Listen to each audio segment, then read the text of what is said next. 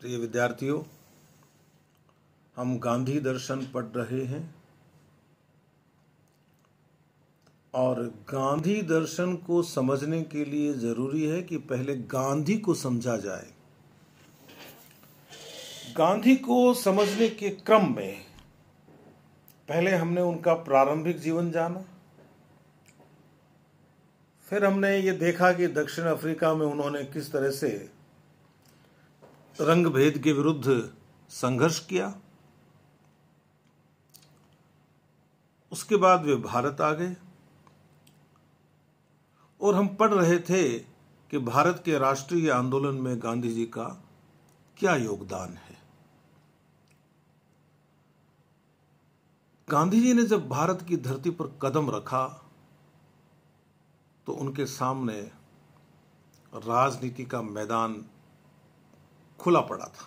स्वागत था उनका कि आप आइए और संभालिए। उस समय राष्ट्रीय आंदोलन का नेतृत्व कांग्रेस नामक संगठन कर रहा था। गांधी जी के लिए एक अच्छी बात यह थी कि इस समय तक कांग्रेस अपने अंतर विरोध से बाहर आ चुकी थी, लगभग बाहर आ चुकी थी। नरम दल और गरम दल का जो भेद था वह भेद लगभग समाप्त हो गया था। 1907 में कांग्रेस का विभाजन हुआ था, लेकिन वो कटुता भी अब खत्म हो गई थी कांग्रेस के नेताओं में। मैंने कहा कि गांधी जी के सामने मैदान खुला था, लेकिन गांधी जी कैसे होते यदि वो सीधे ही राजनीति के मैदान में कूद पड़ते। उन्हें कोई पद तो लेना था नहीं, और सत्याग्रह की एक पद्धति का अभ्यास वे दक्षिण अफ्रीका में करके आए थे। उन्हें यह देखना था कि भारत में सत्याग्रह का प्रयोग किस तरह संभव है, और इसके लिए जरूरी था कि भारत को करीब से देखा जाए, भारत घूमा जाए। उनके राजनीतिक गुरु गोपाल कृष्ण गोखले ने भी उनको यही राय दी थी। गांधी जी भारत घूमे। उन्होंने सोने की चिड़िया की दुर्दशा देखी। पिघल गए गांधी जी मन से। ये हाल है इस देश का। लोग जागरूक थे, लेकिन कितने लोग जागरूक थे? बहुत छोटा वर्ग जागरूक था। ऐसा नहीं है कि अंग्रेजों के प्रति असंतोष नहीं था लोगों में, लेकिन अंग्रेजों के अत्याचार को इस देश के आम आदमी ने नियति मान लिया था। नियति के इस भ्रम को, अंग्रेजों के अत्याचार नियति के कारण है, यह जो भ्रम बना था, इस भ्रम को तोड़ने का निर्णय गांधी जी ने लिया। और उन्होंने जो रास्ता चुना उसमें एक बात प्रमुख थी, वह यह थी कि इस देश के लोगों को प्रशिक्षित करना होगा सत्याग्रह के लिए। साथ ही वो साबरमती में अपना आश्रम बनाने लग गए, और उनके सामने 3 चुनौतियां आई: चंपारण, अहमदाबाद और खेड़ा।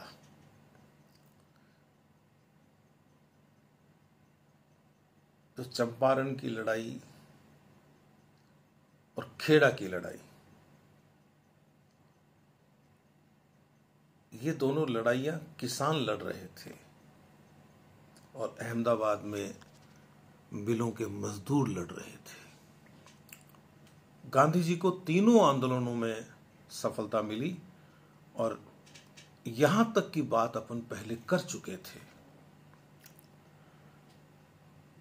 अब यदि मैं विस्तार में जाऊं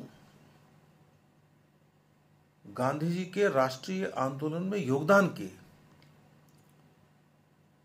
तो मैं आपके सामने 1000 बार भी बैठूं तो भी बात पूरी नहीं हो। इसलिए कुछ प्रमुख घटनाओं के केंद्र में हम आगे की बात करेंगे। और आज हमारे सामने जो विषय है वह है असहयोग आंदोलन का। चंपारण, अहमदाबाद और खेड़ा करके गांधी जी कोई निष्क्रिय नहीं बैठे थे, लेकिन उनकी जो सघन सक्रियता है वह हमें दिखाई देती है असहयोग आंदोलन में। इस बीच में कांग्रेस अपने पटल पर अंग्रेजों से लड़ती रही। जो क्रांतिकारी थे वे अपने दर्शन के अनुसार, अपने कार्यक्रम के अनुसार अंग्रेजों के नाक में दम किए हुए थे। यानी देश शांत नहीं था, लेकिन जागरण पूरे देश में नहीं था। और इस देश को जगाने का रास्ता, इस देश को जगाने की विधि, इस देश को जगाने की तकनीक वो मोहनदास करमचंद गांधी के पास थी। और गांधी जी ने बिना किसी पद की इच्छा के स्वयं को राष्ट्रीय आंदोलन में झोंक दिया। उन्होंने तो कहा भी था एक बार आगे जाके कि 1920 से ही भगवान ने मुझे ऐसी शक्ति प्रदान की है कि बिना किसी पद पर रहे भी मैं देश में अपने प्रभाव का इस्तेमाल कर सकता हूं। यह होता है आत्मविश्वास, एक लीडर का कॉन्फिडेंस। और पदों के पीछे राजनीति के लोग किस तरह से भागते हैं यह आपसे छुपा हुआ नहीं है। खैर, ये वे दिन थे जब कांग्रेस पूर्ण स्वराज्य मांग रही थी। 31 दिसंबर 1929 की रात को रावी नदी के तट पर पूरे उल्लास के साथ भारतीय स्वतंत्रता का प्रतीक तिरंगा फहराया गया। और ये तिरंगे का फहराए जाना इस संकल्प को मजबूत करना था कि अंग्रेजों को यहां से भगा के रहेंगे। और गांधी जी इस समय तक कांग्रेस के बड़े महत्वपूर्ण व्यक्ति हो चुके थे। तो 1929 में कांग्रेस की कार्यकारिणी ने गांधी जी को यह अधिकार दे दिया कि आप देश में सविनय अवज्ञा आंदोलन छेड़ सकते हैं।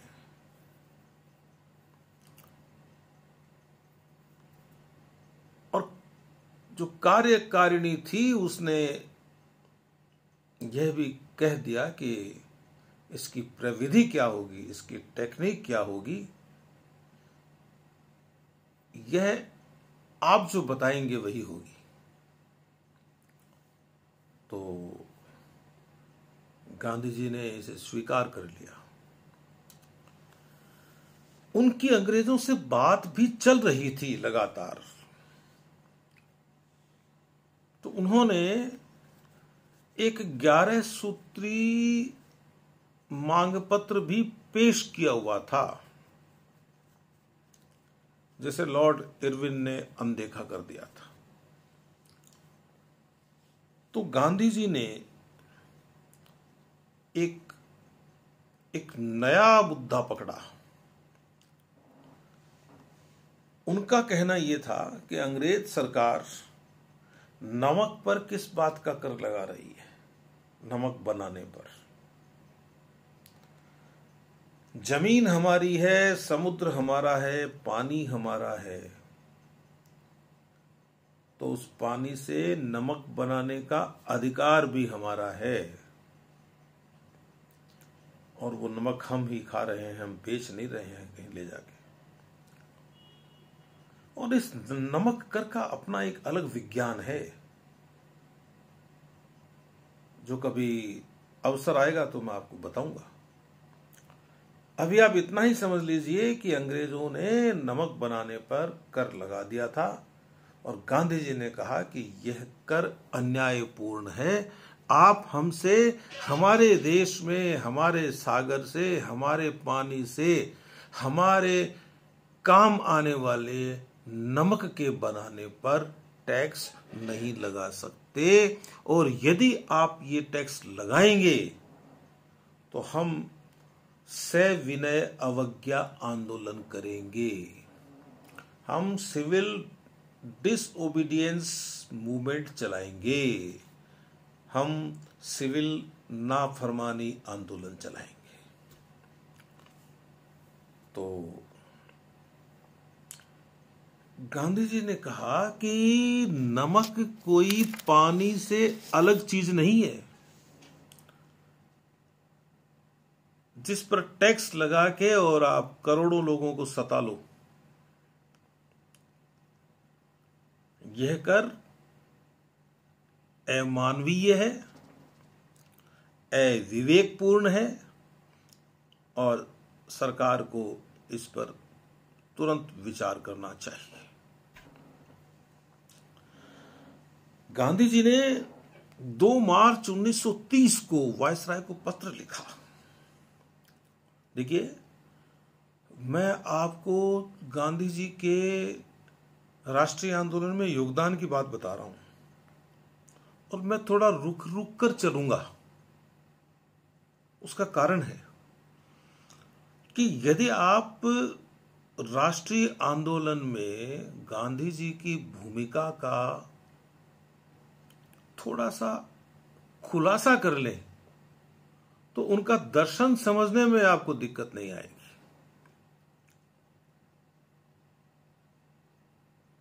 अब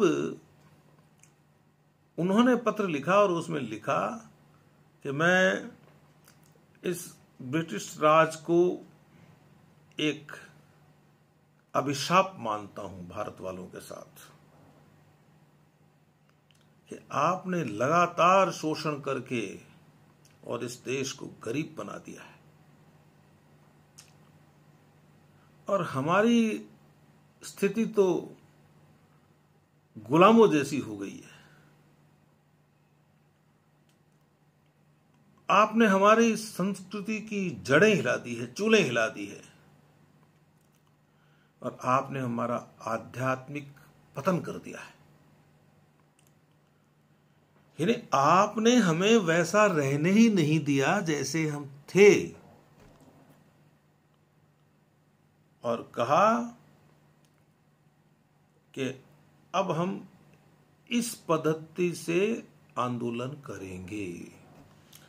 गांधी जी के दर्शन की एक प्रमुख बात यह है कि वे विरोधी को पहले अपना कार्यक्रम बताते थे, चेतावनी देते थे, समय देते थे। तो उनका विश्वास था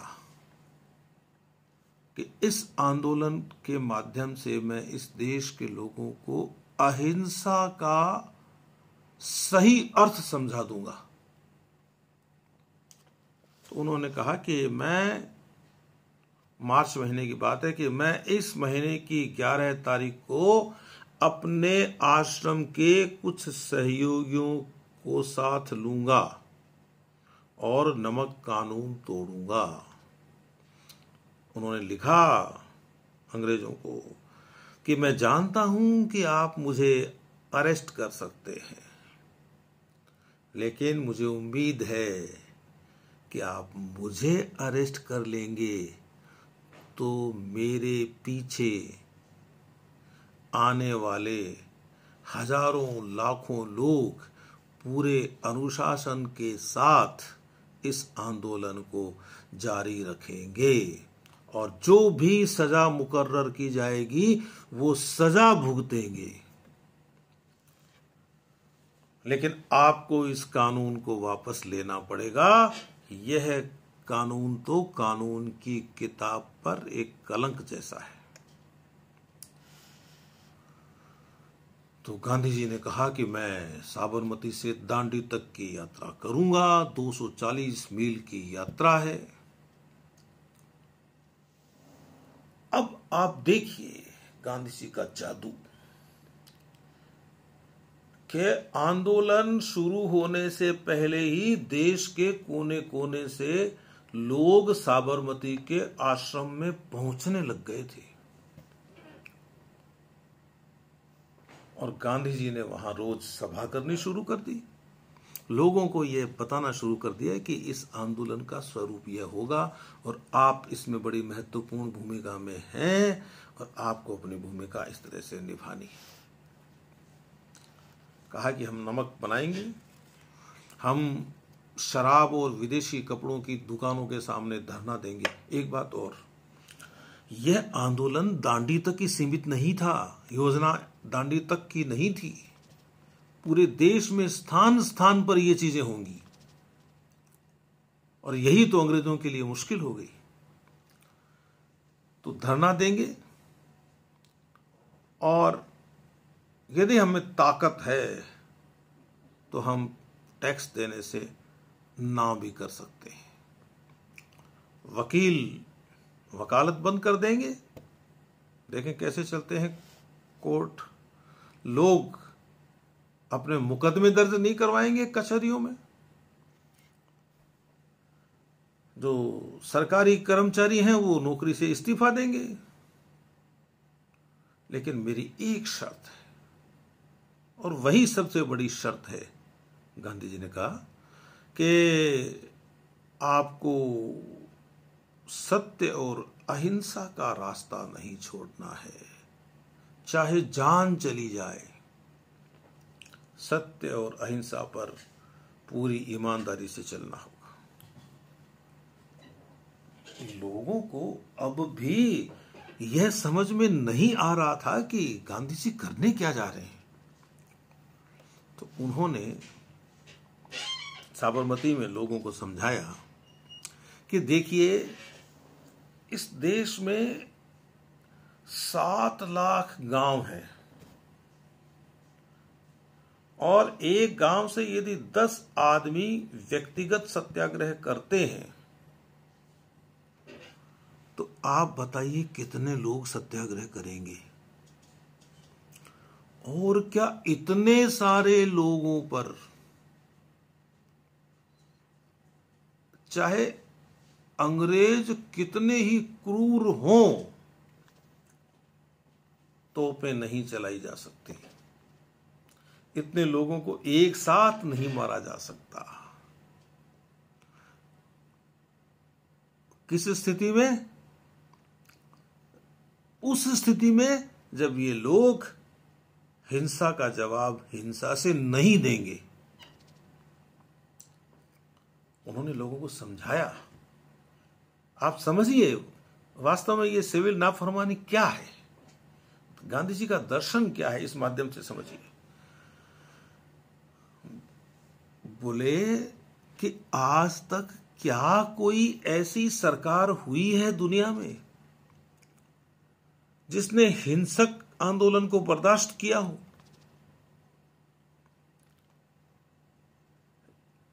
और लोगों से पूछा कि यदि आपको यह पता होता कि वहां बम चलेंगे, गोलियां चलेंगी, तो क्या आप यहां आते? आप नहीं आते। आपके पास ये समाचार पहुंचा है कि गांधी जी का आंदोलनकारी अपनी ओर से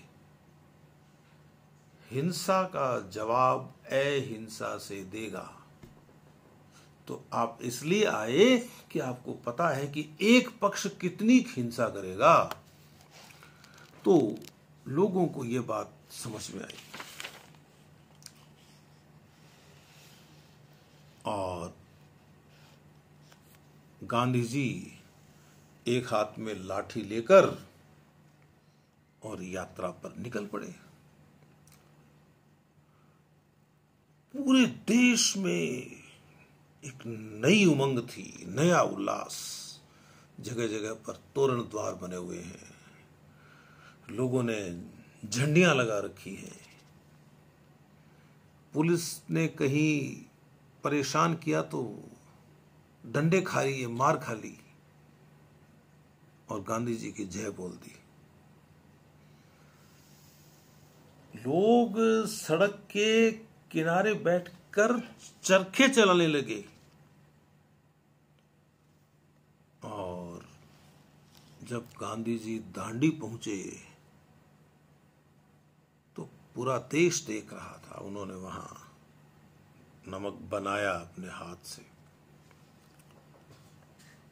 और इस तरह से देश में एक बड़ा आंदोलन शुरू हुआ।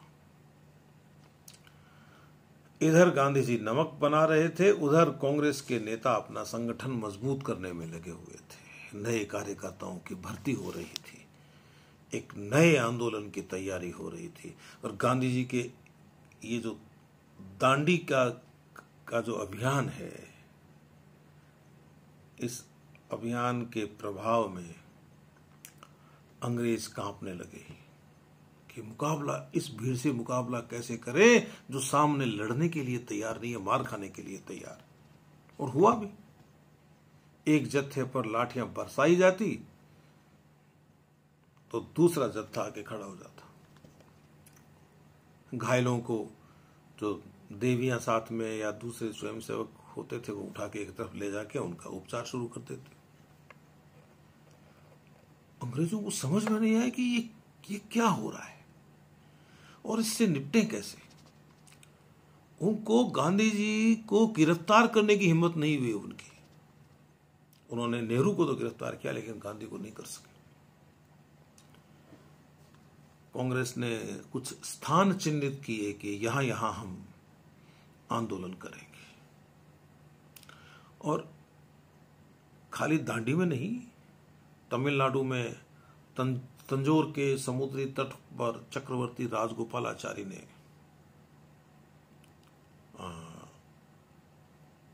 अभियान चलाया। त्रिचनापल्ली से वेदारण्यम तक की यात्रा प्रारंभ की।